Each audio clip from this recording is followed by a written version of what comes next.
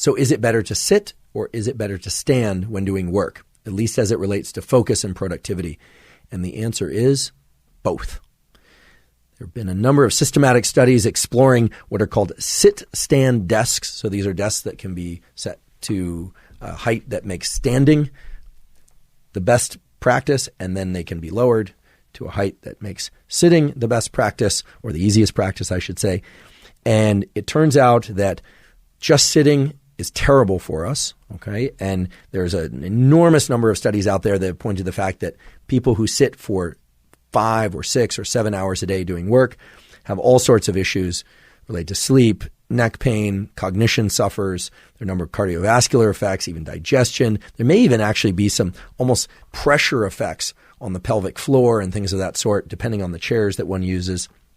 But that people who stand are in a slightly better situation where many of those health metrics improve, but that people that do a combination of sitting and standing at the same desk throughout the day, or move from one desk to another if they don't have a combination sit-stand desk, that's going to be best. The good news is it's very easy to convert a sit desk into a stand desk. You can just stack some boxes. I've done this at times, or stack books. There are also some pedestals and things that you can purchase if that's your preference in order to set your computer at a particular height. And of course, there are desks that have motors, and there are ones that have cranks, and there are all sorts of variations, both in terms of the types and whether or not they have motors, as well as the cost to these things. So they can go from very low cost, like placing boxes or books to create a standing desk, to very high cost in some cases. Now, what's interesting, if you look at the scientific literature, is that people who decreased their sitting time by about half each day, so they took, let's say they were working for 7 hours a day, 3.5 hours of that day they decide to stand, and it's not even clear that it matters that they do all those 3 hours in one bout, or they divide that up into shorter bouts of a half an hour and then sit for half an hour, et cetera, alternating back and forth, showed incredibly significant effects on reduced neck and shoulder pain, increase in subjective health, vitality in work-related environments, and perhaps most importantly, for sake of today's discussion, improvement in cognitive conditioning and the ability to embrace new tasks and cognitive performance. There are several studies that if one wanted to explore, they could explore this in more detail. I'll put a link to this as well. The article that I'm referring to is called Effect of Workplace Sit-Stand Desk Intervention on Health and Productivity. And I like this paper because many of the papers out there focus on the effects of sit-stand desks on health in trying to get people to burn more calories, improve their posture, relieve neck pain, slumped over, et cetera, but not on productivity. And this particular paper focuses also on the metrics of productivity. It has its own study and also references a number of important studies. What does this mean for you and me? Well, I've long used a standing desk or some variation thereof. What this means is that we should probably spend about half of our work time standing and about half of it sitting, but not all sitting or not all standing. If you had to do all one or the other, standing is going to be better than sitting. What happens if we just stand? Well, that can also generate some postural issues in terms of stabilization and fatigue. You know, I have a good friend who's in the movement and physical rehabilitation and physiology space. His name is Kelly Starrett. He's very impressive in all those domains. And he always says, you know, we weren't designed to sit all day, but we also weren't designed to stand all day. And I think that's true. If we were to look back at our species over tens or hundreds or thousands of years, we would find that indeed we did sit down. We did lie down. It wasn't that we were standing all day long. That said, most everybody, at least in the U.S., is not getting sufficient cardiovascular exercise or movement throughout the day. And standing at one's desk can improve some of those health metrics and, again, can improve productivity, probably because of those postural effects that I talked about earlier, that when we lie down, there tends to be less alertness in our brainstem, if you will. There's less activation of those brainstem circuits involved in alertness. And indeed, the circuits that involve a kind of a calming effect on the body get activated. And as we become upright, standing or sitting, but especially standing, then those brainstem circuits for alertness kick on, which are going to make it easier to remain focused.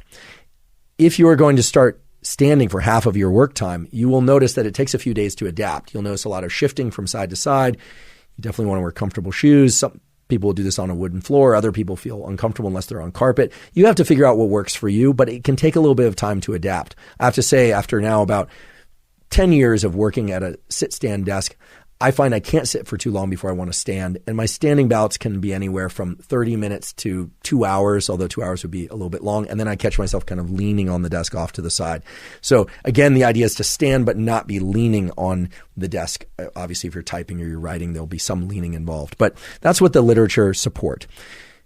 There is also a literature on whether or not physical movement under your desk, meaning treadmilling, or in fact, there are now bicycles that allow people to pedal. It's kind of a unicycle-like thing, although not a unicycle, under the desk, can be beneficial for workplace performance. So let's take a look at what those data say. The study that I'm referring to has a first author, Frodsham, Frodsham, Frodsham et al.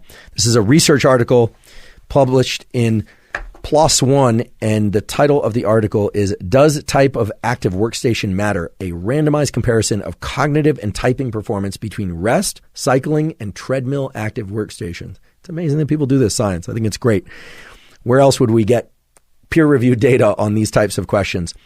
First things first, there were no significant differences between cycling or treadmill workstations on any cognitive or typing outcomes. So it does not seem to matter whether or not people are treadmilling under the desk. So these would be stationary treadmills. It's like a little conveyor that people are walking on, sometimes very slowly. I'm guessing some people walk more quickly. The New Yorkers probably treadmill quicker. The Californians probably treadmill a little slower. I'm a Californian, so I can make that quote-unquote joke. But nonetheless, there were no significant differences between that and a cycling station where people are sitting and pedaling as they type away, or as they work, or as they're on phone calls, etc. So it really doesn't seem to matter. So if you're going to embrace these active workstations, as they're called, just decide what you would prefer to use. It doesn't seem to matter in terms of outcomes. Now, this study involved looking at 137 young adults. They had multiple sessions where they at first completed cognitive and typing tests. These tests have different names, and you're welcome to look those up if you like, as well as flanker tasks. So these are tasks of attention and things of that sort. And then they either engaged in treadmill or cycling, and then there was a comparison. And the statistics were run, and basically what they found was there was a statistically significant improvement in attention and cognitive control scores during any kind of active session as opposed to just a mere seated session. Okay, so they compared seated to cycling to treadmilling. However, verbal memory scores actually got worse during active sessions. So I'll repeat that. Treadmilling or the cycling workstations improved attention and cognitive control scores as compared to people that were just seated and working. However, verbal memory scores got worse during the active sessions. And again, just to repeat, there was no difference between cycling and treadmill workstations. So this is interesting. It suggests that, as the authors say, that active workstations, whether walking or cycling, are not only useful to improve caloric output and physical activity, circulation, and so on, but particularly when completing tasks like cognitive tasks or tasks that require focus that do not require verbal memory recall. Now, why verbal memory recall was negatively impacted, we don't know. Could be because people were breathing a little bit harder. Could be that there's something about walking and talking that seems incompatible in the nervous system, although I'm not aware of that. I know a number of people who can walk and talk at the same time. But if you are going to explore these treadmills or you're going to explore these cycling stations, you probably wouldn't want to do that for highly verbal work, maybe more for mathematical work or for analytic work or even creative work. But anything that involves very precise or detailed verbal recall, sitting or standing seems to be the better option. And if you're wondering why cycling or treadmilling would enhance various aspects of cognition, we can speculate. I've talked before about this, but anytime we are generating forward movement through our own actions, our own efforts, typically if we are outside, we're not on a treadmill or we're on a bicycle or we're running or even on a motorcycle or in a car, we have what's called optic flow. And that optic flow is known to quiet certain areas of the brain that are associated with vigilance and indeed fear. This is the basis of things like EMDR, eye movement desensitization reprocessing.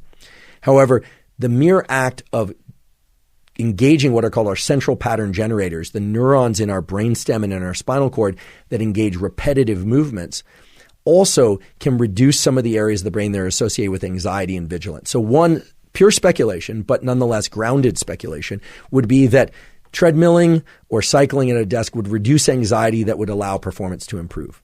The other, what I think is more likely explanation, is that anytime we are in ambulation, we recruit the release of neuromodulators like epinephrine, dopamine, and things of that sort that further increase overall levels of alertness. I think that's the more likely explanation because it's hard to imagine how just a reduction in anxiety could lead to these improvements in cognition in a direct way.